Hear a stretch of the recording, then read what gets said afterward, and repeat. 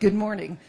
We're going to start the presentation. We have 50 minutes. I think we'll take each about 10 or 12 minutes each, and then we'll have plenty of time for discussions. As I said, I'm Jane Scott. I'm with the Heart, Lung, and Blood Institute, and I'm the Director of Research Training and Career Development for the Division of Cardiovascular Sciences. So I work with people that are trying to come up in their career. So from getting people into programs and all the way up. Where's Mark? Mark just left. Okay. Mark Probst, who was just here, went through the K-12 program, so I know him well. What I'd like to, this is how to approach NIH. I think it's fair that before you approach NIH, that you take a look at yourself and identify what it is you want to do with your career. I think there are two pathways. There is the, I want to become an NIH investigator versus I want to do research, but I'm not that committed for 5 to 8 years to do the training and do that kind of work. And everybody has to make their own decision. As a physician investigator, you will never earn as much as your clinical colleagues, but that's sort of the price of doing research. It takes a little bit of, you're giving up something, but you're also getting something. And I don't mean to be dismissive, if you don't pursue the NIH path, that's fine. You can get out great research, you can get out great papers, but we're addressing the NIH path this morning. So with that said, I always ask groups, what do you want to do? What's your goal? And then the next question are, how much research training do you have at this juncture?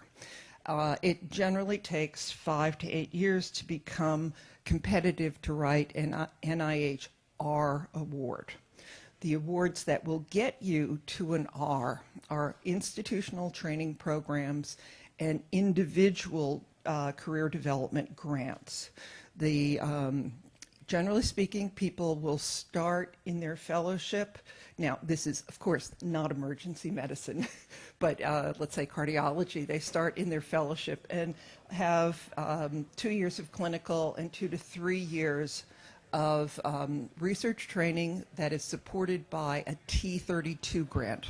T32 grants provide salary support, a bit of research money, money for tuition, and you need to go to that for 2 or 3 years in order to become capable of the next step. And the next step, so the T32 is what most people do. In emergency medicine, we have a vacuum at the T32 level. There are only 2 T32 programs right now nationwide. One is at Mount Sinai, and the other is at Pittsburgh. There may be one in St. Louis that's pediatric emergency medicine, but whereas cardiology has 40 or 50 of these programs, emergency medicine with its entire domain, 2. So that's a missing piece in the emergency medicine pipeline. With that said, I think you have to take a look at what are you interested in? What do you want to pursue? And you need to take a look at your home environment first. And the question is, do you have resources there? You have your own intent. You know you love research. You want to pursue research.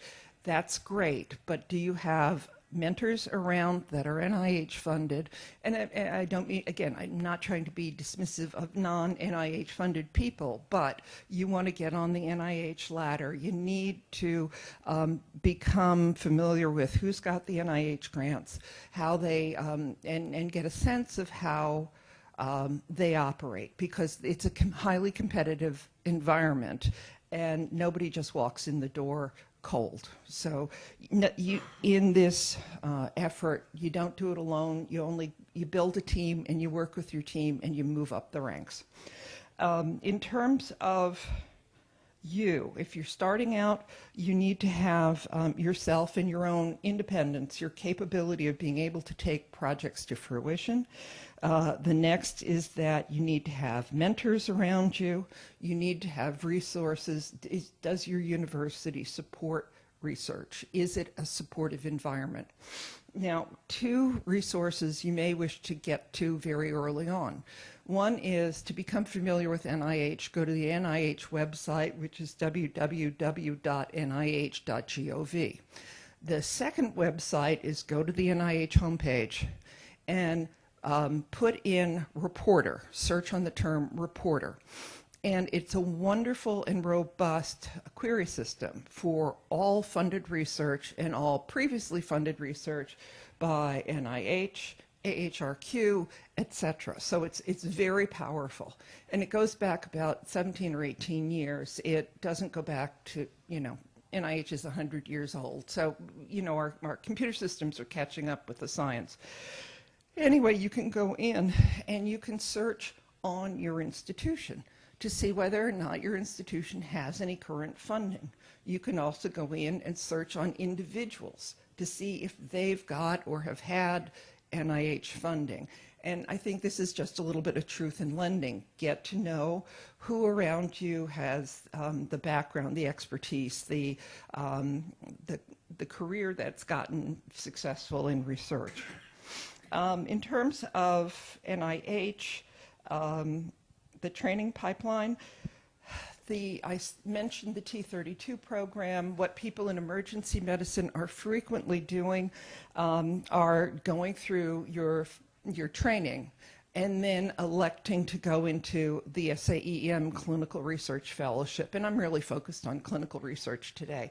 And those programs are terrific. And it was Dr. Jeff Klein and Judd Hollander and a couple of other people, including me 8 or 9 years ago, helped define the rigor of those programs, of the SAEM clinical research training programs. And at the time, we knew that there weren't any T32 programs in emergency medicine. So we wrote the guidance so that the programs that exist in emergency medicine now are really very competitive with T32 programs. We just need people to start applying for T32 programs. In terms of interacting with NIH, you know what your research is. Chances are it falls into 2 or 3 different institutes. Very seldom does an entity fall into one institute. But get on the phone, look at the website, read the institute, read what they're funding, read what they're trying to do, become familiar with their goals and their objectives, because your research needs to match their intent. And it may not be exactly 1 for 1, but you're going to make it 1 for 1. You're going to be convincing that your research meets their agenda. So you get on the phone, and if as a K person, I'm going to do a K, call a program officer and talk with them about what goes into the K, what's required. Ditto with the R01. Get on the phone and talk to the program officer. It's also a time for people to, NIH has very strange triage rules in terms of where grants go. And so while it makes sense to you for this to go to heart, lung, and blood, it may be that it goes to cancer. It may be there are some research topics that have to be decided between institutes as to who's going to take them and who's going to pick up the ball with them. So again, call a program officer, get online, look, there are now resources that you can identify program staff. And program staff are the people you work with before you submit a grant and after you're funded. They are, most of the time, PhDs or MDs who are involved in a portfolio of grants. They are the people that are providing oversight to the grants in that specific domain. And so they're good to get to know.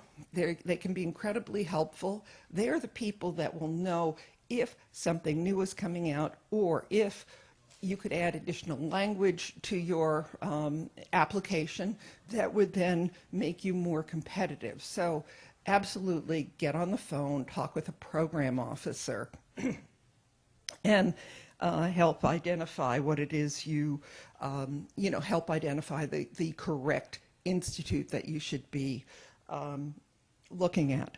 In terms of the training awards, you have to be very careful because we talk in very general terms, but not every institute supports every training mechanism. So again, to prevent heartbreak, go ahead and look at the training website for the specific institute. When you go to the NIH website, you can go to the Office of Extramural Research, and there are generic research application resources that are absolutely terrific, but they will list all the options, and they will not say, but NHLBI doesn't do this. It's your responsibility to go to NHLBI, talk with program officer, or look at their website to decide whether or not they've got the program. Our quirk is that we have a parent KO1 program that all bench scientists want to come to us and get funded through, but we only support large data analysis and novel epidemiology with our KO1. And every month we get a bench application in, and we have to turn it back. And it's just because they haven't bothered to call, they haven't bothered to take a look at NHLBI specific requirements, and that's what's really necessary. It's a heartbreak. I mean, you know, people put in weeks and weeks and weeks just to get an application together, months and months and months, and then to turn it back is just, it breaks our hearts. Other than that, so, you know, if you do the K and then you, in the third or fourth year, you apply for an R01, we encourage people to apply for the research grants in the middle of their K, so that when the fifth year of the K is over, you have protected time from an R01. You have protected time from some mechanism. And I've seen people get their first R01 as early as the second year.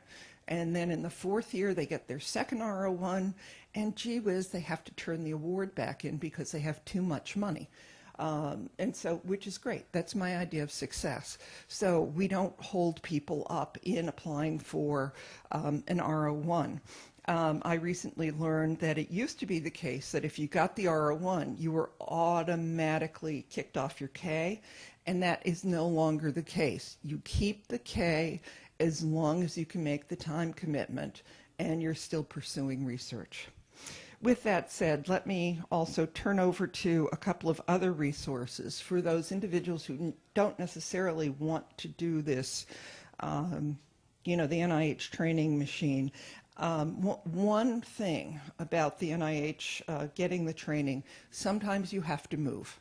You have to change institutions, and if you're at a research poor institution, you have to gauge your interest in research with what you've got available. I've only seen one person in 25 years go, be at a low ranking or at a non-intensive, research-intensive institution and make it to full professor and be running all sorts of programs. One person. He's in emergency medicine, but I know that's just one person. So it's really tough to do in isolation. You need to also know that, for example, NHLBI supports several large networks around the country. We've got the SIREN program, which is co-funded with the Neurology Institute, and that's at 8 or 10 sites around the country. You can look it up online. We also have the PEDAL network, which is a really nice emergency medicine critical care sort of partnering. Pittsburgh and Vanderbilt have all these awards, and there's a lot of, and Michigan. So there are lots of opportunities to join in, become a member of a group, volunteer, try to get on board. But this will give you opportunities for intellectual challenges, perhaps opportunities for papers, but it's not necessarily the full boom, I'm going to devote my career to science. And with that, I think, is there anything else? Yeah, work through your professional organizations too, because the professional organizations invariably work with NIH institutes. For example, American Heart Association and the Resuscitation Council work very closely with NHLBI. So that's another entrance to NIH. And volunteer to be on expert panels, because we always need experts. So, thank you.